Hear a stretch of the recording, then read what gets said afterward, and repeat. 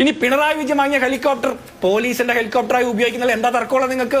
അന്ന് പിണറായി വിജയൻ ഒറ്റയ്ക്ക് നടന്നു, ഇന്നത് പോലീസിന്റെയും മറ്റ് അടിയന്തര ആവശ്യങ്ങൾക്ക് ഉപയോഗിക്കാൻ വേണ്ടിയിട്ട് അങ്ങനെ തീരുമാനിക്കുന്നത് നയപരമായ ശരിയായ തീരുമാനമല്ലേ?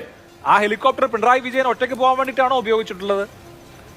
നമ്മൾ ഈ കഴിഞ്ഞ 5 വർഷത്തെയോ ആ ഹെലികോപ്റ്റർ വാടകയ്ക്ക് എടുത്തത് മുതലോ ഉള്ള കാര്യങ്ങൾ പരിശോധിച്ചാൽ എന്തെല്ലാം കാര്യങ്ങൾക്ക് ഉപയോഗിച്ചിട്ടുണ്ട്, ഈവൻ ഈ അവയവ ട്രാൻസ്പോർട്ടേഷൻ അടക്കം.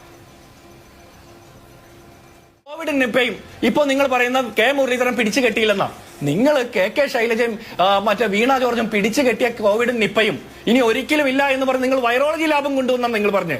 അതൊക്കെ കൊണ്ടുവന്നെങ്കിൽ പിന്നെ എങ്ങനെയാണ് ഈ നിപ്പയും കോവിഡ് ഇപ്പോൾ വരുന്നത്? അപ്പൊ അന്ന് നിങ്ങൾ പിടിച്ചു കെട്ടിയില്ല, ഇത് ഇപ്പോഴും ഈ സമൂഹത്തിലുണ്ട്.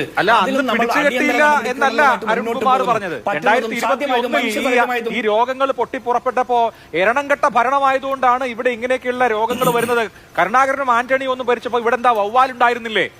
എന്താ അന്ന് ആ അസുഖമൊന്നും വരാത്തത് എന്ന് പറഞ്ഞിടത്താണ് ഇന്ന് ആരോഗ്യമന്ത്രിക്ക് ഇത് നേരിടേണ്ടി വരുന്നത്. സ്വാഭാവികമാണ്, കോൺഗ്രസ് ഭരിച്ചാലും LDF ഭരിച്ചാലും നാളെ ഇനി BJP ഭരിച്ചാലും ഇതുപോലെയുള്ള അസുഖങ്ങളൊക്കെ വന്നേക്കാം, അതിനെ നിയന്ത്രിക്കേണ്ടി വരും, ഇടപെടേണ്ടി വരും. പക്ഷേ ഇതാണ് ഞാൻ നേരത്തെ പറഞ്ഞ ആദ്യത്തെ വാചകം താങ്കളോട് ചോദിച്ചു തുടങ്ങിയത്. നിങ്ങൾ അളന്ന അളവ് കൊണ്ട് നിങ്ങൾ അളക്കപ്പെടുമെന്നുള്ളതാണ്. അന്ന് പറഞ്ഞ കാര്യം ഇന്നിപ്പോ ആരോഗ്യമന്ത്രിക്ക് മറുപടി പറയാൻ കഴിയാത്ത വിധത്തിൽ ഇന്ന് ഞാൻ വേറെ കസേരയിലല്ല ഇരിക്കുന്നത് എന്ന് പറയേണ്ടി വരുന്നു. എന്ന് മാത്രമല്ല ശ്രീ ജിൻഡോ, ഈ പൂന വൈറോളജി ഇൻസ്റ്റിറ്റ്യൂട്ടിൽ രോഗം സ്ഥിരീകരിച്ച കാര്യം ഇന്ന് വൈകുന്നേരം പോലും ആരോഗ്യമന്ത്രി അറിഞ്ഞിട്ടില്ല.